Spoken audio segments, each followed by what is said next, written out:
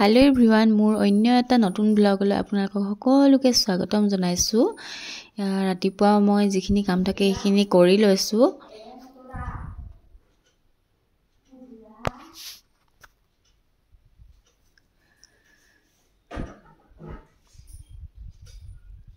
এফালে আকৌ দেখিলো ফুলৰ টাবটোত ফুলে নাই, সেইকাৰণে ইটো টাবৰ পৰা আনি ডাল কেইটামান ভাঙি ৰুই দিলো।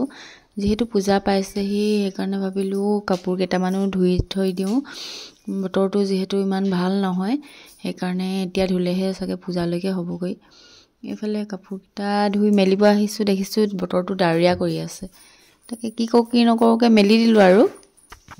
এইফালে চকচোন বতৰটো ইমান ডাৱৰীয়া কৰি আনিছে। দেখিলো আমলখি গছজোপাত আমলখি কেইটামানহে লাগি আছে, গোটেইবোৰ সৰি থাকিলে বতাহত। এইফালে দেউতাই মানে লোকেল মুৰ্গী এটা আনিছিলে, তাকে বনাবৰ কাৰণে মই কাটি কুটি দিলো। মায়ে বনাব এতিয়া। এইখিনি মাংসখিনি দেখিছে না ইমান ধুনীয়া। এফালে এতিয়া মায়ে বনাইছে আৰু এইখিনি পিঁয়াজ দিছে, দি মেলি এইফালে ভিডিঅ'ত উঠিবলৈ বোলে লাজ লাগে, সেইকাৰণে হাঁহি আছে নুঠাবিকৈ। তাকে এতিয়া বনাই আছে আৰু জালুক দি খাম আৰু। খাবলৈ হৈ গ'ল আৰু এতিয়া আমি খাবলৈ বহিছোঁ। এয়া ফ্ৰাইড ৰাইচ বনাইছিলোঁ ৰাতিপুৱা, তাকে মায়ে মই অলপ আছিলে লৈ ল'লোঁ।